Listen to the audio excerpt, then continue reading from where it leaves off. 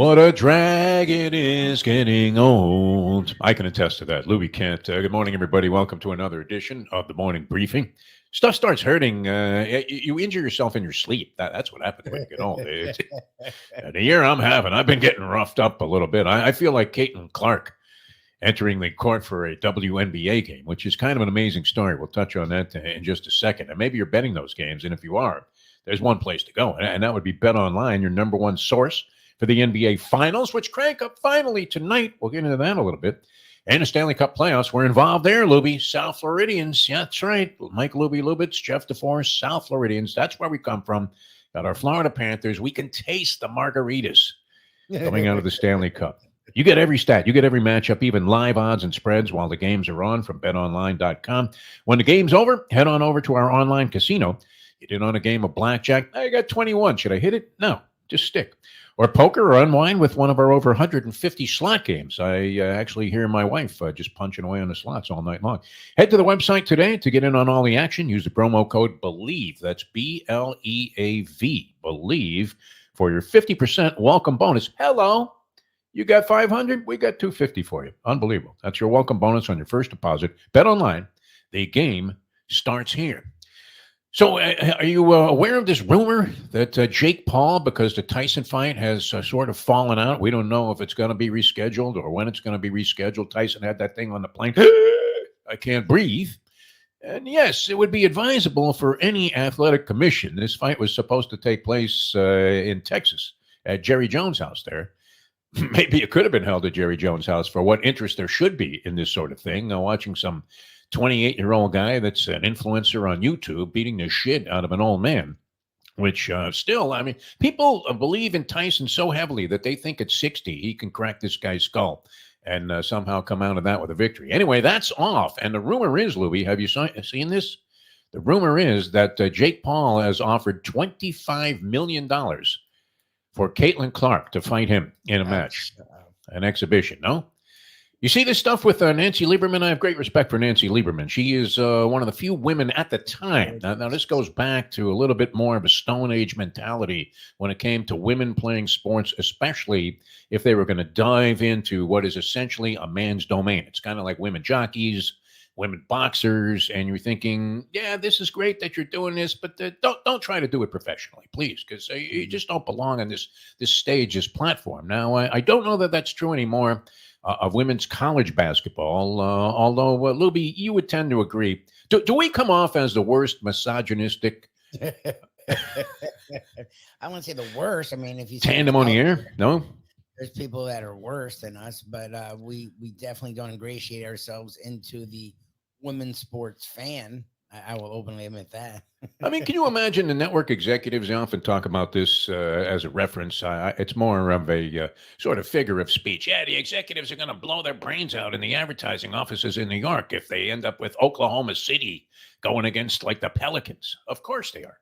Yep. They want to see these marquee matchups. You don't think they would rather have the Lakers in there instead of the Dallas Mavericks, even with Luka Doncic being, is he a better player right now than LeBron James? You would have to say yes. Luka Doncic. He's considered the second best player in the world by many people's estimations. Jokic is still the best player. LeBron is in that top 10, but because of his age, people sort of pushed him to the side. I don't know why he's being summarily dismissed as the greatest basketball player of all time. Everybody's back on a Jordan bandwagon again in that regard. But in general, I mean, when a woman, you would have 9 guys to play basketball, and there'd be a woman dribbling at or a girl, whatever, dribbling at the other end, and you would have to kick her off the court anyway to run full. And then you realize, wow, we need another player. And so, if the woman was good, maybe she had a little bit of a reputation as being a decent basketball player. And you say, hey, Shirley, yeah, okay, come on, run with us. Mm-hmm. And that'll be it. But it was a reluctance. And you would love right away. You go, I got Shirley.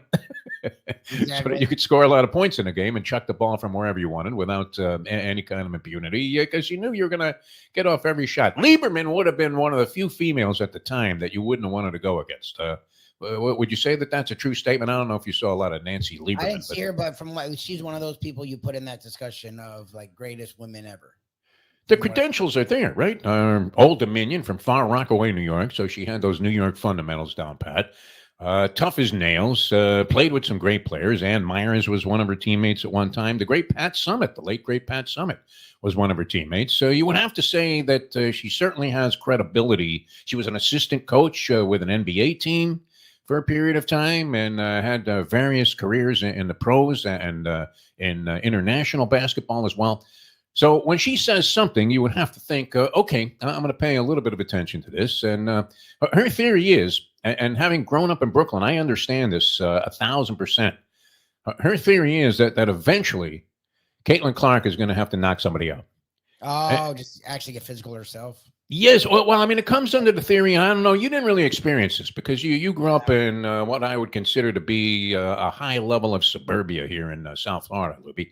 I grew up in Brooklyn, and every now and then you were going to have to fight somebody. You were going to have to fight the guy. There would be the bully, and he'd be picking on you, and he'd be disparaging your reputation all over the place, implying that you were a wuss, that you were, dare I use a word like this? Because it's sort of appropriate for our misogynistic discussion about women in sports. A pussy. Yeah. Yeah. And was there anything worse for a kid growing up in Brooklyn in the 50s than to be labeled a pussy? Hey, DeForest, he's a pussy. No. It was a disgrace. You couldn't buy a cheeseburger in the local diner. I mean, no, you can't come in here. You're a pussy. The word would get around. So every now and then you were going to have to fight the guy. And my theory was a simple one. I'm going to go ahead. I'm going to get in one quick sucker punch as everybody's gathered around in a circle there, and the two guys have to get in the middle there. It was real old school shit. I mean, it was really like getting in the ring with Jack Johnson for 152 rounds in 180-degree temperatures somewhere in the middle of Texas. But you would have to fight the guy. And my theory was land one quick one, or maybe even a knee to the balls, and then get the fuck out of there. Run. And hope that people intercede and somehow keep the bully from getting on top of you. Yeah. Right? I mean, you wanted to land a noogie, kind of like in the MMA, where it looks like two Jewish guys fighting, right? One guy's just sitting on the other guy, and then eventually one guy maneuvers himself into a position to do a little noogie, and then you get up and run. That's it. But Lieberman says, and I don't know. I mean, well, what else can the Fever do? Do they need an enforcer on this team? I understand that Kermit Washington was contacted from the grave. Kermit Washington, the guy that knocked out Rudy Tomjanovich. I happen to be watching that game, Louis. It's kind of interesting because everybody thought Kermit Washington was an asshole. But the truth was, I think he just did it purely accidentally. As he was running down the court, and he turned around, and he just happened to throw like a shot at the air. I mean, you talk about being from Brooklyn, from New York. Like, you're raised where if someone comes at you, your only response is to defend yourself. It's the same thing. You don't know who the hell it is, and you're not thinking you're gonna take him out. You're just trying to defend yourself like that. I mean, that's literally what it is. It's what happened with the Pacers, and when they went to the stands. It's not like Ron Artest doesn't know he could beat the crap out of any fan in the goddamn stands. How about that fat kid that got decked after he ran on the court? I love that one. That's the thing. Like, you don't know if you're there. It's your blind side. You don't know what they have. They could have a bottle. Like, you have no idea. Like, so that's could have a knife there. Yeah, exactly. That's why I sort of put, I wasn't from that era, but looking back at it, I never thought for a second watching the video that guy tried to take out Tomjanovich. Like, no, I think it was purely just a catastrophic or near catastrophic accident, as Tomjanovich nearly died as a result of that. Kermit Washington, who was a really nice, humble guy, was universally despised by virtually everyone, as is this Kennedy Carter, who was with Chicago, and she did that hideous hip check to. You would only hope that Sasha Barkov can do something like that to McDavid in the Stanley Cup Finals. Just a hip check into the boards, and the guy ends up in the stands there. But is Caitlin Clark going to have to fight back? I mean, they're talking about enforcers or teammates or a bunch of, I don't want to use the word because then it becomes disparaging if you're referring to a woman in this fashion. But nonetheless, I mean, it is a little lame that nobody jumped in there and at least started barking in the face of Kennedy Carter. And then here's Caitlin Clark on the ground in need of a standing 8 count when she gets up. And nobody doing anything about it. You didn't even see any hostility between the two teams. You think the Fever are on the same bandwagon and they want to see this girl get the shit beat out of her every game? I don't know. But Lieberman says you got to fight back. And I'm in agreement. At some point in time, you're going to have to fight the guy. Just at some point, you're going to have to throw a punch or do something along those lines. No, we're in a different era, but in any era, like if you want someone to respect you, you have to give them a reason to respect you. So Yeah. if I don't know if it's physically fighting, but it's when something don't, because she makes these faces and she bitches and moans. It's go old school. Just get up, pull a Barry Sanders, and act like you don't give a shit. Like that pisses people off more than anything. Don't let it get to you. You know what? Tell the person to go fuck themselves. Get up, go to the other end, hit a 3 in her fucking face. Like, don't fall prey to the bullshit. Like she acts and whines and cries, and no one wants to hear that. Like, No, it's not looking good. You want to make all this money, you want to be the center of attention. This is what's going to happen. Again, you talked about Michael Jordan. Like, if you watch the way the Boston Celtics and the Detroit Pistons treated him in the 80s, but it's not even just Jordan. Look at LeBron in the early 2000s. Like, they were pretty physical with fucking LeBron James, Dwayne Wade, Kobe Bryant. Like, all those guys had to go through it, you know, like, and no one felt bad for them. You know, like at some point, like if you want to be the best, you have to beat the best, and you have to take what they're giving to you and put it back in their face. I don't know if it means throwing punches. I don't know about all that. Again, this isn't the 70s, but you definitely have to take it like a champion, and you definitely have to just brush your shoulders off and hit a 3 in their fucking face. But don't whine to the refs. Don't all the crap she did at Iowa. She's not going to get away with that. No, it doesn't look good. It's not a good look here, and it's not going to put a stop to it. Let's look at it that way. At some point, people, remember this. Take it through your life. At some point, you're going to have to fight the guy.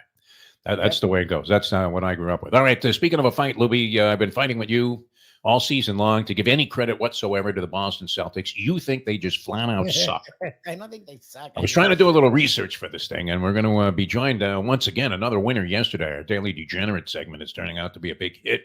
We're 2 for 2 with that, with baseball picks coming from Troy West. And we're going to be joined by another guy that was on a run that was so phenomenal, Lubie. You needed asbestos gloves just to touch this guy's stuff. Well, I don't mean it like that now that we're talking about kicking people in the balls and everything. But I was phenomenal, and I witnessed it firsthand. I wouldn't believe it. If somebody told me, hey, I just won like 34 out of 38 games, I would have told them, hey, just stay where you are. And I would have called somebody to come Baker Act the guy, because you would have to thought that he was insane, delusional, out of his mind. But this guy did it. He's coming up in a few minutes. So we want to get into the Celtics and the Dallas Mavericks. Now, I'm looking at these stats. You look at the top two guys. Did they counterbalance each other? Lubie, did they offset each other? Doncic, 28.8 points per game, and Kyrie, 22.8. This is in the postseason. Tatum's averaging 27, and Jaylen Brown is averaging 23. So crisscross that, mix and match, do whatever you want to do. You do the math there, and it's fairly similar. So now, and this is interesting because I saw Brian Windhorst on TV, and I believe he said this, Lubie, unless I misunderstood what he was saying, that over 80% of the money in this series is coming in on the Dallas Mavericks. Is that possible? Now, we like the Mavericks, which would discourage anybody from making that wager. And you're getting the price. You're getting like plus 185 on the Mavericks in the series. They're 6.5-point dogs in the opener tonight. Rest versus rust, I guess, would come into the equation here. The Celtics haven't played a game in a long time. Would you imagine that is going to hurt them, or would that ultimately be beneficial? Because the big X factor is, of course, Kristaps Porzingis, your favorite player, Mr. Fragility himself. So what do you think? I mean, if you look beyond the top four players, two on each team there, with Doncic, Kyrie, Tatum, and Brown, do the Celtics not hold a big edge, even though you hate their bench? You think their bench is a bunch of nondescript white guys that wouldn't be recognized at the Boston Tea Party, much less at the Boston Garden, and or the TD Center as it's known right now. And I would tend to agree. I don't know where they got these scrubs from. The Pritchards of the world and the Hausers, Doogie Howser. I mean, who are these guys? Okay, and even Horford, who they're getting a lot of credit for, is old. And if you watch actually most of the games, Horford hasn't. He like has these moments. So we're like, oh, he's still there. It's like, no, he's not. He's not. No, he's become the fat kid in the corner that don't shoot it, Harry. Don't shoot it. Okay, good shot. That's literally him. Yes. That's it. So when you're looking from a depth standpoint, though, you would have to give the edge to the Boston Celtics, would you not? I mean, when you look at their next three guys versus Dallas's next three players, top players, with Holiday, he's averaging 12.5 a game, but he plays a big floor game, as we know, not necessarily in there for his scoring. Derek White's averaging 15 points a game, and Porzingis, before he got hurt, was averaging 20 points a game. For the team during the regular season, and really played substantially through the regular season without injury. I guess he missed a couple of periods of time there, but they were brief. And this was his longest stint on the injured list. And he comes back tonight. Lively, you would think. Derek Lively is a guy that could offset Porzingis' presence in this one. But Yes. what do you say, Lubie? Let's get serious about this and make a prediction. What do you say? What do you think is going to happen tonight and in the series? I think tonight, I can see the Celtics winning tonight. I think the Mavs win in 6. I just look.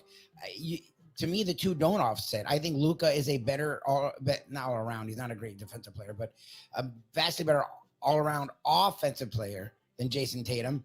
And I know Jaylen Brown had some big games, but he also has some duds. Like Kyrie Irving, even though he had a half here, a half there, was consistently involved in every game, either from a passing standpoint or from a scoring standpoint. I like their two better, and I like their overall team. It's not a bunch of randoms that, Derek White got hot, was good versus the Cavs the first few games against the Pacers. And then where was he the last 2 to 3 games against the Pacers? He didn't do shit. So, like, he's an up and down player. This Derek Lively's been pretty solid. PJ Washington's the other one. PJ Washington's playing as well as any third guy that the Celtics have. To me, the Porzingis thing, it's fine because he adds a dimension to their game. He hasn't played in 2 months, and he's inevitably going to get hurt. That's just who Porzingis is for me. So I don't know. I think the Mavs win in 6. I just think the Celtics haven't faced anyone. And this idea that, they were playing down in the competition. When do great teams play down in the play? I get in a regular season game, you see that team go on the road, and in the playoffs, right in the Eastern Conference Finals, playing a beleaguered Pacers team without their best player for 2 straight games. Yeah, they won, but it was more because the Pacers gave the games away. It wasn't because the Celtics won them. Like, to me, if you're a great team, like everyone's purporting the Celtics to be, why are they waiting for the team to be stronger in competition? That's a weird ass reasoning to me. I'm sorry. Yeah, they won. They went 12-2. They also were handed series. Like, the Mavs weren't. The Mavs played 3 really good teams, all were championship contenders, all 3, all fully healthy for the most part. I mean, the Clippers, the Kawhi Leonard thing's always a disaster. But other than that, the Clippers were playing good basketball. The Thunder were playing good basketball, and the T-Wolves were playing great basketball. And the Mavs didn't go to 7 in any of those series. The last series, they not only won in 5, but they just annihilated the shit out of the T-Wolves. I don't know. To me, if you look at the basketball being played, the Mavs are the better team right now. I don't give a shit what the record was, or when you start naming names and you feel good about the names you name. I don't give a shit about all that. The Mavs are playing better basketball right now. I think the Mavs should win in 6. We'll see. Yeah, the Pacers series would have been the one that really scared me. I mean, if you were going to look at a red flag under the theory that, that they, have superior talent and they're just playing down in the competition, bullshit. I mean, they almost lost that series. By all rights, could have been down 3-1 in that series to a Pacers team that had nothing going for it. That also was dealing with the fact that they're a relatively newcomer to the young playoff situation, and had staggered their way through their series with the Knicks and were compromised quite a bit to the point where Halliburton wasn't 100%. And your life and death to beat that team. I don't care that you did it in 4 games. Life and death to beat that team. What, 5 games, right? They even lost a game to the Pacers. Did they sweep them? They swept them. That's right. So because the Pacers game 1, all they had to do was catch the fucking basketball, and they would have won, and they couldn't. And game 3 and 4, they had double-digit leads under 5 minutes. Late leads. The bed, yeah. All right. When we're trying to connect with our Daily Degenerate here, but didn't happen today. AJ Johnson, we'll try and bring him to you tomorrow so we can get some insight into these basketball. The guy was on fire, Lubie. I mean, just on fire. I'm excited. Amazing. I'd never seen a run like that out of any handicapper ever. And he was very humble about it, too. It wasn't like he was beating his chest and saying, well, you know what? I never lose. It wasn't one of those things. So we unfortunately didn't make the connection here today. And so we'll try and resurrect that from the grave tomorrow and see if we can't get you some handicapping insight and give you a chance to go ahead and make a score with the people at Bet Online. All right. The hockey series is coming up as well. We'll get more into that tomorrow. We have, Saturday night for the first game between the Panthers and the Edmonton Oilers. I'm still trying to get to item 1 on the tail of the tape. I mean, usually everybody points to it, and this is kind of a misnomer, isn't it, Lubie? Because when people say Miami or South Florida, first thing everybody says if they're going to put up something about the place is South Beach. Yes. And the truth is, nobody gives a fuck about South Beach anymore, Not do they? really. I mean, maybe the NBA players when they come to town, but when was the last time you actually ventured to South Beach Oh to do God. anything, Libby? It's kind of become more of a destination to stay away from for everybody that Yes. lives here. Oh yeah. No. Look, it's like going to other cities, and New York. They don't go to Times Square. Um, You do go to even Bourbon Street in New Orleans. New Orleans people do go there, but even then, they probably go to the French Quarter more than Yeah. the actual like Bourbon Street. I don't know how many of them are actually going down. Once you get by that first thing that you pass when you get off of St. Charles and you turn right on Bourbon Street, and there's that ATM machine that is always ensconced in vomit, you're thinking, welcome to NOLA, man. Anywhere you go, you're welcome. That's what South Beach is for us. Like I get down there because there's stuff. Look, there's plenty to do there, but I hate going down there and I hate leaving there. So it's very rare for the locals to head over to South Beach. And now South Florida's become such a bastion of like all these different places with things to do. Even tourists don't really have to run to South Beach. But yes, that's the first thing you think of. And I don't know. I don't even know what to think of when it comes to Edmonton. Like, and people who have been there haven't been very helpful. Like, no one's been Nobody like, knows anything about the place, do they?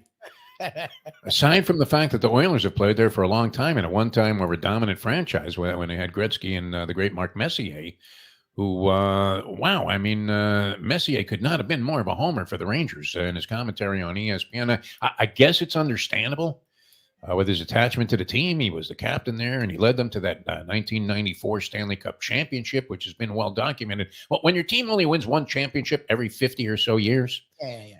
it's pretty easy to pinpoint what was the highlight of their history. And that was pretty much it. But a long time since, the Panthers snuff them out and crush their hopes once again as the President's Trophy winners. And I'm thinking, I don't know why I'm so confident we'll be Panthers in 6 in this thing. Is that just homerism on our part? Because it's not. We're usually very skeptical about the local teams. Yeah, it's not, I mean, at all. If you look at every facet of this, even look, the best player may go to the Oilers and Connor McDavid because he's widely regarded as the best player in hockey. But Barkov, if you look at winning the best defensive forward, which is a guy who's a scorer but also plays good defense, and he's always been highly accredited as a scorer. I think by many he's considered a top 5 or so player in hockey. So it's not like the Panthers are that far off. And then I would think, I know Draisaitl's really good, but if you throw in Kachuk and what Verhaeghe did this year and what Reinhart, Bennett. What Reinhart did this year, what Verhaeghe has been during the season and the playoffs, I think the next 2 to 4 players may all go Panthers, or at least the Panthers have a good argument. On top of that, when you go goalies, as much as I malign, it is maligning. If the guy's giving up less than 2 goals a game throughout an entire playoffs, Bobrovsky's played really well. As much as I give him crap, the guy's playing as well as any goalie not named Shesterkin. Like, he's right there. So the Panthers really have every angle, but again, it's hockey, so you never know. But if you're looking at it logically, and look at the what they had to get through to get here and how they handled what they got through. Again, Edmonton got down 2-1. The Panthers were down in series versus the Rangers, but then reeled off 3 in a row, much like the Oilers. It feels like the edge goes to the Panthers pretty much everywhere. So the Panthers in 6 makes sense. Will they win in 6? Yeah, who the hell knows? I think the universe is on that one. Cats in 6. Everybody but Portnoy, who has, I would imagine he hedged off on this thing, though. He's going to win $1 million if Edmonton wins the Stanley Cup, which is kind of interesting. I mean, you talk about a guy living a charmed life, right? It's got to be David Portnoy. I was just reading how Barstool Sports lost $23 million last year. Oh, Jesus. Which is one of the reasons, having seen and sensed this trend that Penn Gaming, originally owners of Penn National, a horseshit racetrack in the middle of nowhere in Grantland, Pennsylvania. And they had bought for like $150 million the company Barstool Sports for Portnoy, sold it back to him for $1. Yeah. And yet it continues to prosper. It's amazing. We have to get into the business of losing money, Lubie. I think that's where we went wrong. We've been in that business for a long time, but it's only affected our personal lives and bottom line. That's about it. All right, we got to run. Thanks so much for being with us. Sorry you couldn't bring you our Daily Degenerate portion of the program today, but we'll try and resurrect that and rectify that tomorrow. For Mike Lubitz, I'm Jeff DeForest. You guys have a great day, everyone. Boston laying 6.5. Are we in on the Mavs in game 1? I think that I actually lean Celtics game 1. It is game 1, and they've heard all this shit. I lean Celtics game 1, but again, I know game 1, the winner percentages and all that. As long as the Mavs win one of the games in Boston, I don't give a shit what game it is. So I feel like the Celtics win game 1 and the Mavs win the series in 6. That's what I'm going on record as saying. A couple of big upsets, by the way, yesterday. French Open in the quarterfinal round, as Arina Sabalenka, who is the number 2 player in the world and bordering on the threshold of being number 1, looked like she had the equivalent of a walkover. She's taking on this 17-year-old Andreeva, who has a sister who she had already knocked out of the tournament, and ends up losing in 3 sets. Apparently, he was having some stomach issues. There were a couple of times you were wondering, why isn't she at least trying to run down this drop shot? And appeared to be somewhat impaired, was calling for the doctors throughout the match, but ended up losing in 3 sets. So that was a big upset. And then a young Italian girl who's about 3 feet tall named Paolini knocked off, and you talk about the long and the short of it, knocked off Rybakina, who is an outstanding player and would appear to have all the ability to just overwhelm Paolini, and she managed to get through. So you have Andreeva against Paolini, sort of a nondescript semifinal. And then the other one, Lubie, it did go true to form all the way through. Our girl Coco Gauff from Deerfield Beach, Florida, going against Iga, and we're still uncertain of the pronunciation of this woman's name, even though we've heard it a zillion times. Swiatek. And so you would have to assume, and assuming is usually a way to lose your money, but you would have to assume that this is one of those ones where the cliche applies. Well, this is the real championship game right here, right? It's the 49ers and the Dallas Cowboys, and whoever wins that should be the champion. You would have to think that the champion will come from the winner of that semifinal match, but a couple of upsets of major proportions yesterday on the red clay of Roland Garros. All right, we're going to run, but we'll see you tomorrow, the next edition, a Degenerate Friday edition. For Mike Lubie Lubitz, I'm Jeff DeForest of The Morning Briefing.